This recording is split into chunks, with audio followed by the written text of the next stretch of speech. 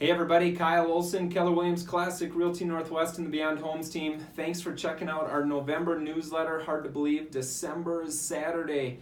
Man, Thanksgiving was last week, and family conversation, conversation with people who are dipping their toes into the market leading up to Thanksgiving. The $1,000,000 question right now in Twin Cities real estate is, do I do something now or do I wait till the spring? And the answer to that question depends upon if you're a buyer or you're a seller. So one of the things that we were talking about in our team meeting yesterday, particularly for buyers, is that if you look at the phenomenon of American retail environment, Black Friday, Cyber Monday, right after Thanksgiving, that is somewhat parallel to the Twin Cities real estate market for buyers this time of the year. And what I mean by that is if you're a buyer right now, and you're out shopping now till mid-January, end of January, it's kind of like Cyber Monday deals where there's less competition. You're looking at your phone, iPad, computer, you're not standing in line dealing with all the crazies at Target or wherever it may be.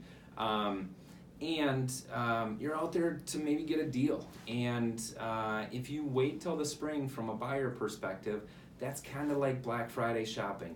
You're standing in line, you're fighting the crowds, there's crazies out there, you may not get a deal, you may not have been first in line to get the doorbuster deal. So your deal in the spring might just be getting the house, and getting the house for maybe just over asking price.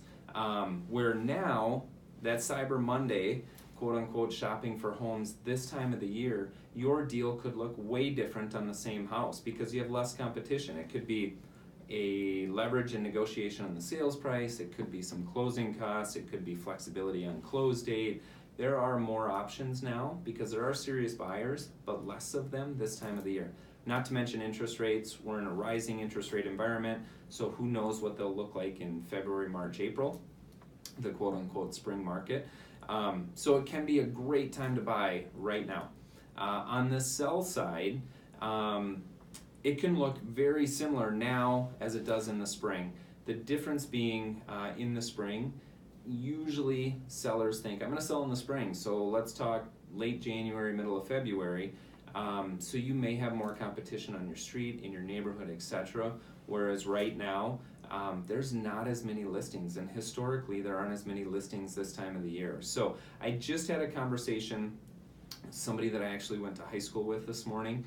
She and her family are thinking about moving, and it was exactly that. Here are the pros and cons of doing it now. Here are the pros and cons of doing it in the spring. And what it's going to come down to is individual preference.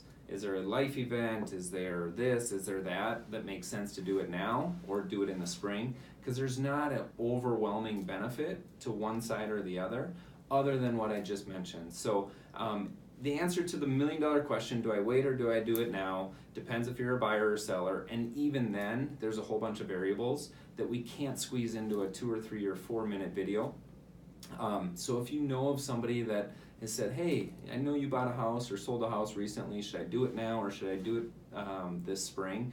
Have them give us a call. This is a 30, 40, 60-minute conversation, sitting down, taking a look at their individual needs and putting together a well thought out game plan versus just speculation. So have them give us a call. We'd love to reach out to them, put that information in front of them and let them make an informed decision as to what the best time is for them to buy or sell a home. Have them give us a call. Kyle Olson, thank you.